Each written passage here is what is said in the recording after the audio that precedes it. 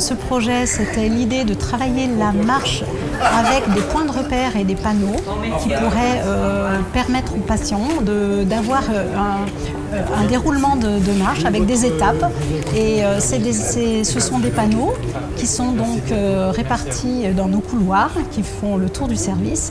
Et à chaque panneau va avoir au regard une anecdote qui permettra de travailler aussi l'équilibre. Ce parcours, ce qui est intéressant, c'est qu'il permet des échanges aussi. C'est-à-dire que la personne âgée, au-delà de la marche, va aussi se repérer avec une idée, je ne marche pas pour marcher, mais je vais quelque part.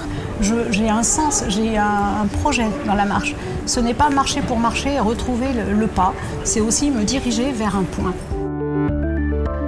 Ce parcours de marche va servir bien sûr à rééduquer le patient à la marche, mais aussi va servir à évoquer avec lui des souvenirs, va permettre un échange avec le soignant au travers des villes qu'il va rencontrer en faisant ce parcours de marche. On pourra évoquer des souvenirs de voyage, on pourra évoquer des lieux où leurs enfants ou petits-enfants travaillent ou font leurs études, et ce sera un échange beaucoup plus vivant. On oubliera peut-être un peu plus le corps malade, la personne âgée dépendante, et on pourra la voir en tant que personne d'égal à égal. Une autre chose que je trouve importante, c'est de pouvoir se repérer dans le service, parce que parfois les gens sont perdus, ils sont déstabilisés par l'hospitalisation, et pouvoir tout simplement retrouver sa chambre en sachant que sa chambre est à côté de Paris ou à côté de la pancarte qui indique la ville de New York. Je trouve que c'est quelque chose de valorisant qui peut permettre aussi de retrouver à cette personne la confiance en elle et l'estime d'elle-même. La marche, c'est la plus grosse partie de notre éducation. 9 prescriptions sur 10, c'est remettre à la marche, reprise de la marche, entretien de la marche. Donc on a essayé de trouver un but. Parce qu'une fois sortis des barres parallèles que nous avons donc dans la salle de rééducation, on va dans le couloir pour augmenter le périmètre de marche. Les couloirs dans les hôpitaux, c'est quand même pas ce qu'il y a de plus attrayant. Donc on s'est dit, on va essayer de mettre un but et puis de mettre des étapes de façon à pouvoir, autant que faire se peut, progresser au niveau de la marche. Nous, ce qui nous intéresse, c'est les mètres qu'il y a entre les villes. Ce qui permet à la personne, au départ, pourquoi pas, de choisir le nombre de mètres qu'elle pense pouvoir faire. C'est une façon aussi de l'impliquer dans sa rééducation de la marche. Il y a un panneau qui présente d'un côté 8 mètres pour aller à Barcelone et de l'autre 10 mètres pour aller à Lyon. Donc elle choisit ce qu'elle sent être capable de faire. Et ce qui est intéressant, c'est qu'après avoir fait les 8 mètres, ça ne représente pas grand-chose. Elle se dit, finalement, j'y suis déjà. Elle regarde le nombre de mètres qu'il y a à faire après et elle se dit, oui, je crois que je suis capable de le faire. Et ainsi de suite. Donc le but, évidemment, c'est de pouvoir faire le tour du monde, le tour du service, le tour du monde.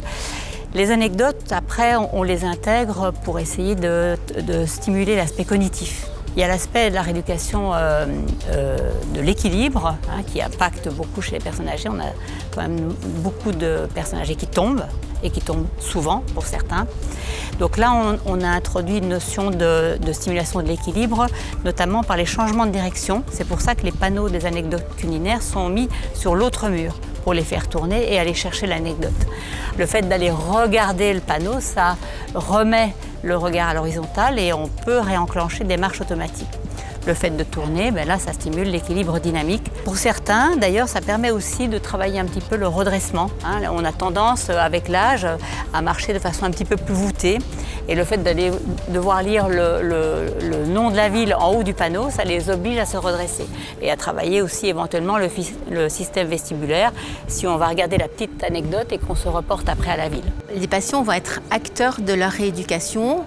On aimerait leur confier donc un passeport qui s'appellera Passeport Autonomie Cognition Trévoux, sur lequel seront répertoriées les différentes villes qu'ils vont parcourir au cours du parcours de marche.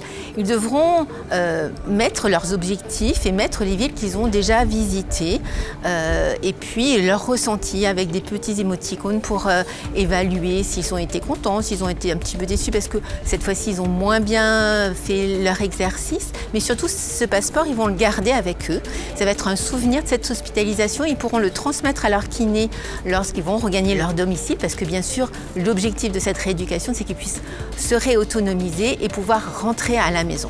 On espère que ce parcours fera d'autres adeptes et que d'autres services de rééducation pourront s'en emparer et voire l'améliorer. Avec le SSR de Trévoux, je les ai accompagnés donc à concevoir ce parcours de marche et également à la recherche de financement pour auprès de mécènes pour financer le projet. La partie de la conception du fléchage, du parcours de marche, je m'en suis chargé avec les équipes sur place et nous avons fait faire la réalisation par l'entreprise Du Bourdon Production, qui est donc un studio de création, d'illustration. Pour la recherche de fonds, nous avons tout d'abord constitué un projet que nous avons écrit avec l'équipe en place où nous définissons donc des objectifs, nous définissons les besoins. Parmi les partenaires, nous avons eu la société Sotradel et la société Medtronic, qui sont deux sociétés locales de Trévoux et qui ont eu à cœur de participer à ce projet-là. Nous avons également eu les hôpitaux de France, hôpitaux de Paris, avec le programme Plus de Vie. Nous avons eu aussi la Fondation Massif et AG2R La Mondiale. Et nous avons eu un soutien du Rotary de Trévoux.